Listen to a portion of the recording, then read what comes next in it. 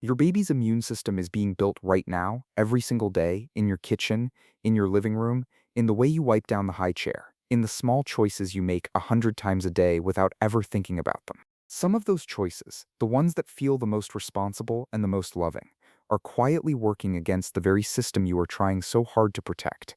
When you bring a baby home, the world hands you a checklist. Sterilize this, sanitize that, keep them away from the dog. Don't let them touch the floor. Don't let them put their hands in their mouth.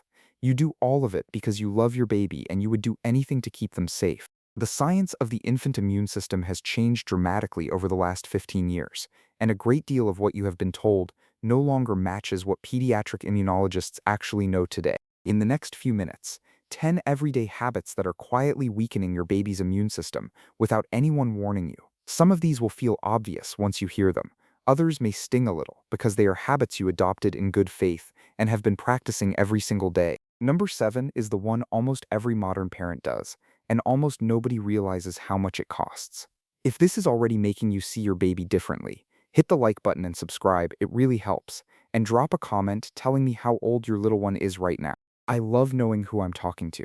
Before we get to the habits, there is something about the baby immune system you need to understand, because once you see it, everything that follows will land differently. A baby's immune system is not finished at birth. It is barely started. Between birth and roughly age 3, your baby's body is doing something no other system in their body will ever do again. It is building from scratch a personal library of every microbe it will need to recognize for the rest of its life. The bacteria they meet, the dust they breathe in, a kiss from a grandparent, a friendly lick from the family dog, the patch of garden soil they crawl through, all of it becomes training data for the immune system. The system learns by exposure. It learns only through contact with the real world around it. When that world gets sterilized too aggressively, when every surface is wiped down with disinfectant, when a baby never gets to touch dirt, when every small sniffle gets treated with medication, the immune system is not being strengthened, it is being starved. Pediatric immunologists call this the hygiene hypothesis, and the evidence has grown so strong over the past 2 decades that researchers now talk openly about what they call the old friends mechanism. Your baby's immune system evolved over hundreds of thousands of years expecting to meet a wide variety of microbes early in life. When it does not meet them, it does not simply stay calm. It becomes confused. It begins attacking the wrong things. Its own tissue, harmless food proteins, ordinary house dust. That confusion is a large part of why allergies, asthma, eczema, and autoimmune conditions have risen so sharply in the last generation, climbing in parallel with the cleanest, most disinfected childhoods in human history. The babies of 200 years ago had brutally hard lives, but the ones who survived infancy met a richer microbial world before their first birthday than most modern babies will meet in their entire childhood. So as we go through these 10 habits, please hear them with the spirit they are offered in. These are habits the culture handed to you, that magazines printed, that well-meaning relatives reinforced. You did not invent them, you inherited them. Once you see them clearly, you can begin to gently let them go. Habit 1. Over-sanitizing your home. The wipes, the sprays, the antibacterial soaps, the room mists that promise to kill 99.9% of germs. Walk through any baby aisle in any store, and you are met with rows of products built around the same quiet message that germs are the enemy, that a clean home is a sterile home, that the safer your baby is, the less life there is around them. A normal household contains hundreds of species of harmless and even beneficial microbes. They settle on your baby's skin, get inhaled in tiny doses, get touched and then mouthed, and through that contact they begin to populate the gut. The gut microbiome that forms in the first 3 years of life is the single biggest factor in long-term immune health that any baby will ever have. Children who grow up in homes where surfaces are aggressively disinfected multiple times a day, who never crawl on a floor that has not been sprayed with something, who never come into contact with the ordinary microbial life of a home, have measurably less diverse gut microbiomes by age 2.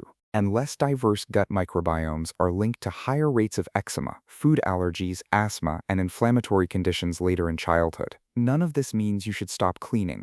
Sticky messes, bathroom surfaces, anything contaminated with raw meat or human waste, clean those well, every time. What the science is asking you to reconsider is the everyday, all-day, low-level disinfecting of every surface your baby might touch. A regular wipe with soap and water is enough for most of your home, most of the time. Your baby is meant to live in a home, not a hospital. And the more you can let your home simply be a home, the more your baby's immune system can begin doing the work it was actually built to do.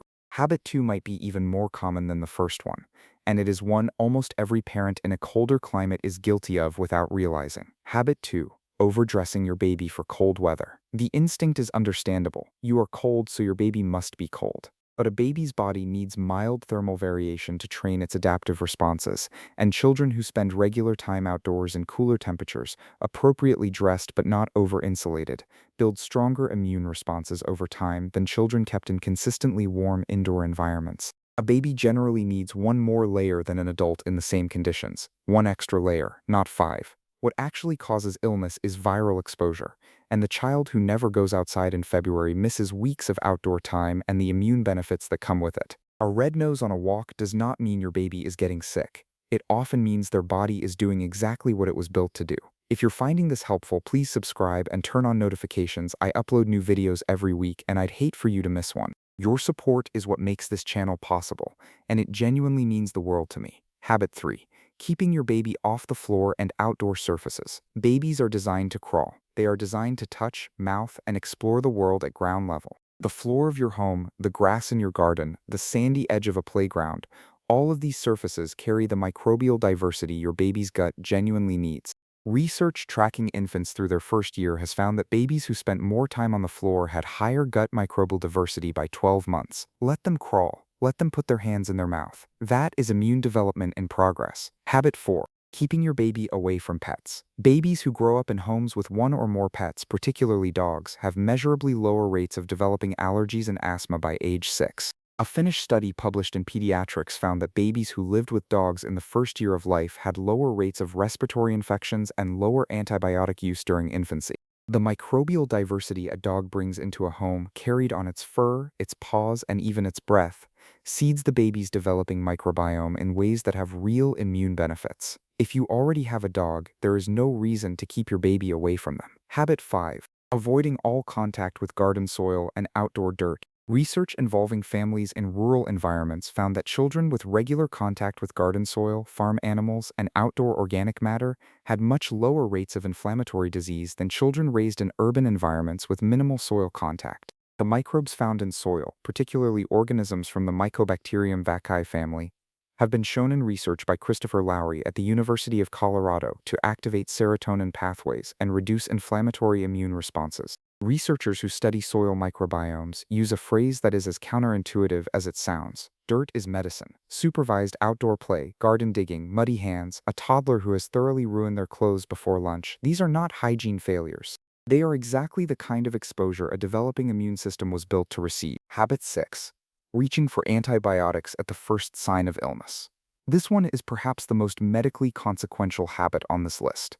When a baby develops a fever or a runny nose, the instinct to do something is powerful, and antibiotics feel like doing something. But the vast majority of infant illnesses, including most ear infections, most respiratory illnesses, and almost all colds, are viral. Antibiotics do nothing against viruses. What they do is carpet bomb the gut microbiome. A single course of antibiotics in the first year of life has been shown to reduce gut microbial diversity for up to 2 years afterward.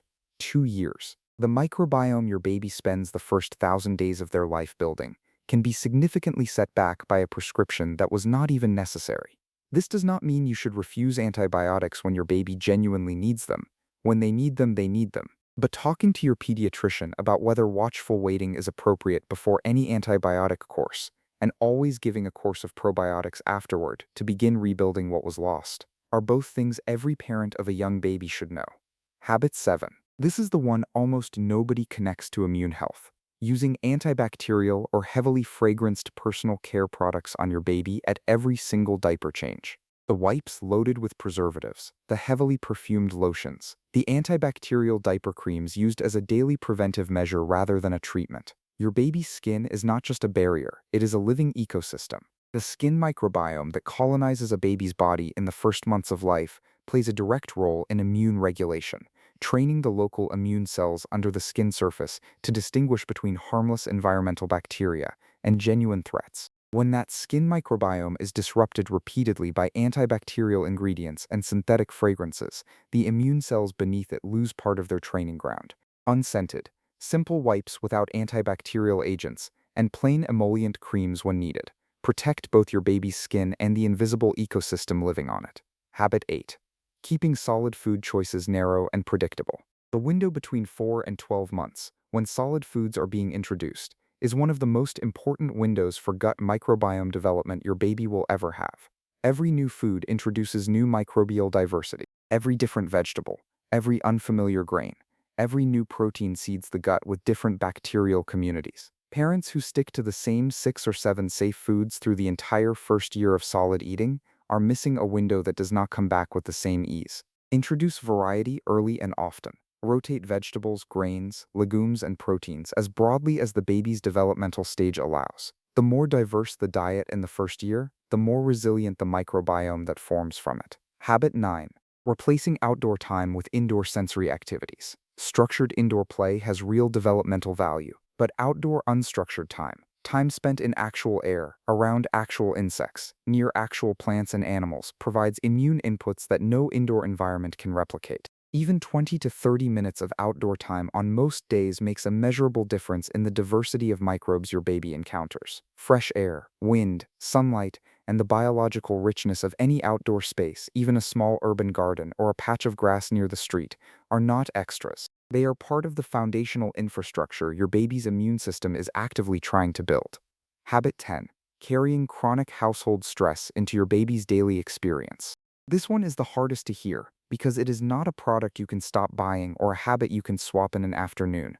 But the research is clear. Babies whose primary caregivers carry high unresolved stress have measurably higher cortisol levels themselves because infants co-regulate their nervous systems through close contact with the adults they depend on. Chronic cortisol elevation in infancy directly suppresses immune function, reduces the effectiveness of vaccine responses, and alters the gut microbiome in ways that increase inflammatory risk later in childhood. You do not have to be calm every moment. No parent is. But finding even 1 or 2 ways to bring your own nervous system down regularly. A short walk, 5 minutes of quiet breathing after a difficult feed, a moment of stillness before your baby wakes. Those moments protect your baby in ways that go far deeper than any cleaning product ever could. Your nervous system is your baby's first immune support system. Take care of it. Now think about the last time you wiped down your kitchen floor before your baby crawled across it, or pulled out the sanitizing spray the moment a visitor touched your baby's hands, or kept your baby inside on a cold morning because you were worried about the air. You were doing what love looks like in the absence of this information. You were doing what every parent around you was doing, what every product on the shelf was quietly telling you to do, and what generations of well-meaning advice had made feel like the responsible choice. The mistake was never yours. The gap was in what the culture told you to believe about germs, about cleanliness, about what protection actually looks like for a body that is still learning how to protect itself. Your baby's immune system was never asking for a sterile world. It was asking for your world, the real, alive, imperfect, microbe-rich world that you actually live in every day. The moments that felt risky, the muddy hands after the garden, the dog lick across the cheek, the floor toy that went straight into the mouth, those were often the moments where the immune system was quietly doing its best work. The research across decades of pediatric immunology is consistent. Children who meet the microbial world early, through soil, animals, outdoor air, diverse food, and the ordinary lived experience of a home that is clean but not sterile, develop stronger, better calibrated immune systems that carry them well into adulthood. Follow-up studies tracking children from infancy into their teens have found lower rates of asthma, fewer autoimmune diagnoses, and better overall inflammatory regulation in children who had high microbial diversity in their first 3 years. The window between birth and age 3 is the most important immune-building window in a human life. It will not be this open again. The changes you make today, even small ones, compound over years in ways that will never be fully visible to you, but that your child will carry forward in a body that was given the real chance to learn how to take care of itself. You do not need to be a perfect parent to build a resilient child. You just need to get out of the way of the biology that was always trying to do this work. Your baby did not come into the world needing protection from life. They came into the world needing life itself. The grass underfoot, the family dog, the garden soil on a Tuesday afternoon, the grandmother's kiss, the slightly imperfect kitchen floor. Those are not the things to fear. They are the things your baby's body has been quietly reaching for all along, and every time you let them in, you are giving your child something that no product on any shelf has ever been able to bottle. Thank you so much for being here until the very end. It means everything. If this video changed how you see your baby even a little, please share it with another parent who needs to hear it. Check out the videos on your screen now. I think you'll love them. And subscribe if you haven't already. I'll see you in the next one.